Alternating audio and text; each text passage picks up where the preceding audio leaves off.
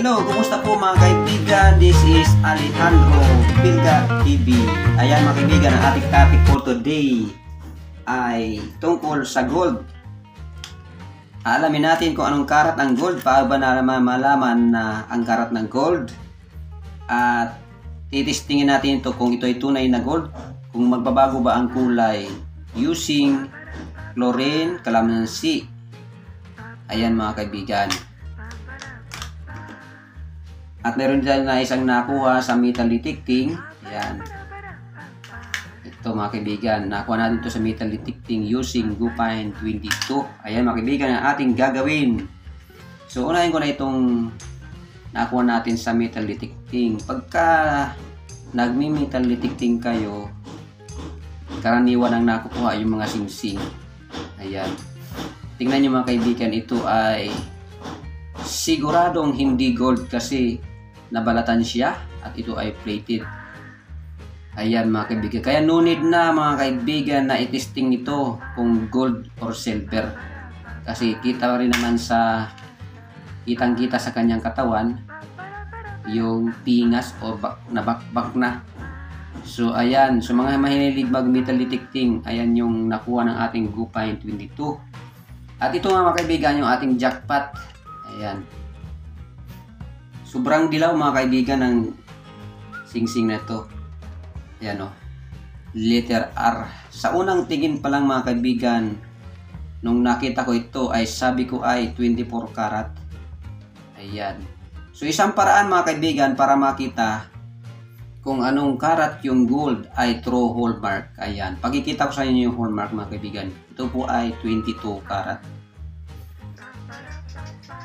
Ayan. Kung makikita nyo, nakasulat dyan mga kaibigan ay KP22C ay 22 karat. Ayan po yung kulay ng 22 karat. Masyadong madilaw. Pero sabi ko nga, titistingin natin to kung ito ay anong reaction nito pag tinisting ng chlorine sa calamansi. Ito ba ay mag-green or hindi matatablan or maninilaw. So ayan mga kaibigan ang ating experiment for today.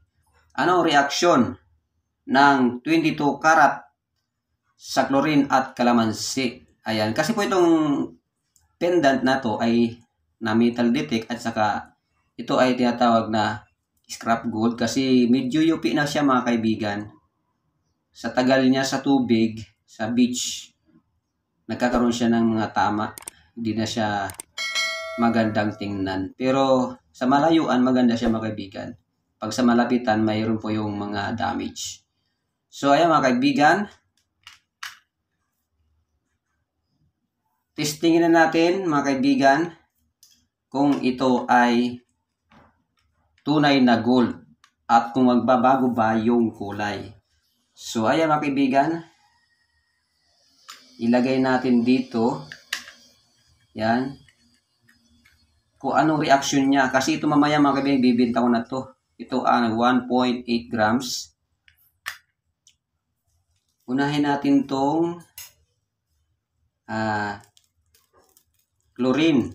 Ayan. Mas epektibo po ito. Ito ang favorite kong technique mga kaibigan sa pag tetest kung tunay bang gold yung mga alahas. Ayan. Ayan po yung technique natin. So ayan mga kaibigan at ilagay natin ito. Yan. Pag yan mga kaibigan ay nagkulay green, yan po ay copper o tanso mga kaibigan. At kung yan ay hindi dilaw ang mancha, yan po ay tunay na gold. At pag hindi nagbago yung kulay, hindi siya pumutla at ganyan pa rin yung kulay niya, yan po ay 22 karat. Pero dito sa experiment na ito, malalaman natin kung ano nga talaga ang tunay na reaksyon ng 22 karat sa calamansi at saka sa chlorine. Ayan. Pag nagkulay green, tanso. Ayan mga kaibigan. So simulan natin lagyan ng calamansi. Ito na po ang gagamitin natin kasi pwede pa naman siya. Meron pa siyang katas mga kaibigan. So ayan mga kaibigan, pipisaan ko na ng kalamansi. Kung anong reaksyon ng 22 karat sa chlorine at kalamansi. Ngayon nyo malalaman mga kaibigan.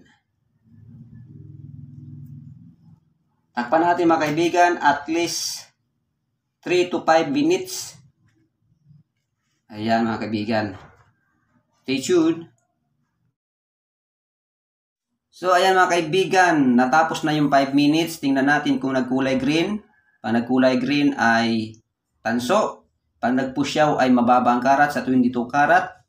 At pag nanilaw ang kulay, yan po ay tunay na gold. So ayan mga kaibigan, sama-sama natin buksan ang aking experiment. So ayan mga kaibigan, ang resulta ng ating experiment, yung 22 karat gold mga kaibigan, i-focus natin. Yung 22 karat gold ay hindi man lang nagkaroon ng reaksyon. Nanatili siyang makinang mga kaibigan. Ayan. Buklatin natin kung mayroong kulay green. Wala po mga kaibigan na kulay green. At wala rin siyang, medyo nagkaroon siya ng kunting mancha, yung manilaw-nilaw, yung parang brownish. Ayan po yung reaction niya sa chlorine, saka dito sa kalamansi. Pero hindi po siya nagkulay green. Ang ibig sabihin niya mga kaibigan, itong ating gold na nakuha sa beads mga kaibigan, ito ay tunay na 22 karat gold mga kaibigan yan. So ayan mga kaibigan, ating punasan. Ayan mga kaibigan, no, ang reaction niya sa kalamansi saka doon sa chlorine, nagkaroon siya man siyang brownish, pero hindi siya nagkulay green at hindi siya namutla at nanatiling shiny ang kanyang physical appearance. So ayan mga kaibigan, ito po ay 22 karat. Sana may natutunan kayo doon sa ating experiment ng gold ng 22 carats versus chlorine and kalamansi. Ayan mga kaibigan, medyo nangitim-ngitim siya, pero hindi talaga siya nagbago ng kulay. Ayan, nanatiling makinang. So, i-compare natin ito sa ating 14 karat gold mga kaibigan. Kung anong pagkakaiba ng 14 karat gold saka yung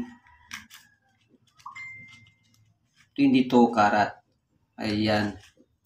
So, yung take note mga kaibigan, yan po ay may hallmark na 22C, 22 karat. So, i-compare natin dito sa 14 karat kung ano yung pagkakaiba nilang dalawa para makita nyo agad. Ito mga kaibigan yung ginamit ko dati na piki pero gold-plated 14 karat. Ayan mga kaibigan, no? Yung sa kaliwa ito, ang gold-plated 14 karat, ito 22 karat. So ayan, tingnan natin sa malapitan kung ano yung pagkakaiba. So ayan. Yung 14 karat mga kaibigan, maputla na dilaw. Yung 22 karat ay napakadilaw. Ayan. Ganyan yung kulay mga kaibigan ng 14 karat sa kaliwa at yung 22 karat. So ayan mga kaibigan, in summary, yung 22 karat ay hindi nagkukulay green sa kalamansi sa chlorine at ito ay hindi nagbabago ng kulay. Kaya ito po ay pure 22 karat. Kasi ang gold, pagka nagkulay green ang mancha, using kalamansi saka yung chlorine, lalo pag 14 karat to 24 karat, yan po ay malamang tanso. Ayan mga kaibigan, maraming po salamat sa panonood at God bless you all. Bye-bye!